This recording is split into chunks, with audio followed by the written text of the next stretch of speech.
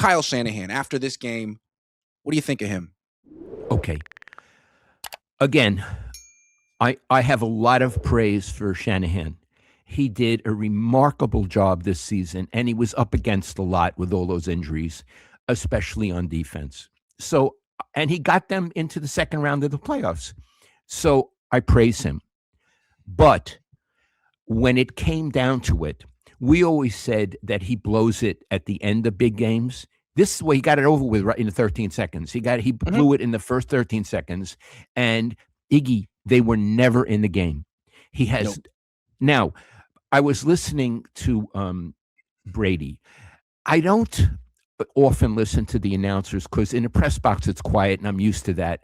But sometimes I listen. I turned him off early because at the beginning of the broadcast he said the team's going to win who wants it more, which is one of the bullshit things anyone ever says. Believe me, the 49ers wanted it. They wanted it a lot. They could have wanted it more than the Seahawks. They weren't going to win that game. They weren't going to win that game. But he did say something later on that was very interesting. He pointed with his little pointer and he said, look, Seattle has a great defense, but if anything, they're vulnerable here. And he showed, and it was like just 8-9 yards up the field. He said they play a certain way and they're sort of giving you the short passes, the short gains. And for some reason, Kyle didn't take advantage. Mm-hmm. What it meant is he had to have a slow, patient offense to move down the field without errors and score points. He didn't do that, nor did his quarterback. And as a result, and by the way, Brady would have done that. That's how Brady played. That's how he played. He had those little slot receivers. He wouldn't throw he didn't have to throw down the field that much. He could. Yeah. So he was showing there was a way to attack this great defense, and they chose not to. So in that regard, Kyle was his own worst enemy, Iggy. Yeah. And I think what's so interesting about him is like he's coming off his best season. He's going into his 10th year, which was Walsh's final year. And despite how great he was all year, he really, really flopped. Again, if he had lost 27-10, it would have been okay. But 41-6 after scoring 3 points 2 weeks ago against his team, you start wondering like, okay, all right, you're a good coach, but what does the future hold? Year 10? Is your offense going to be better? Like, have you built anything for the future?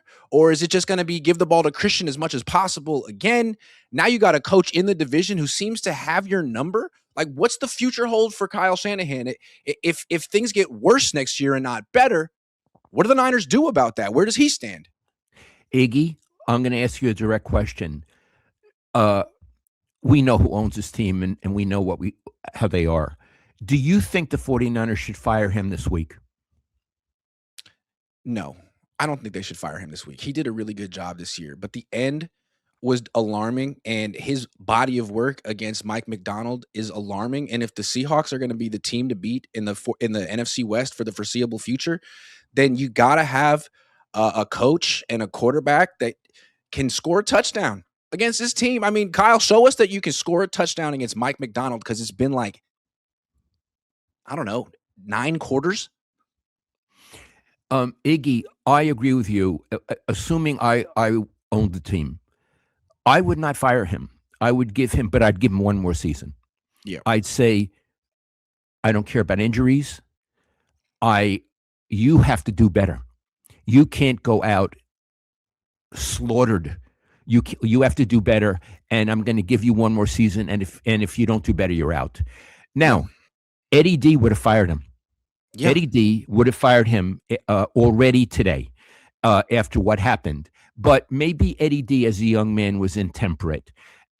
So I think we both agree that he doesn't get fired, but Iggy, he only gets one more season. Do you agree to that? I mean, he gets one more season to do well. And if he does well, God love him.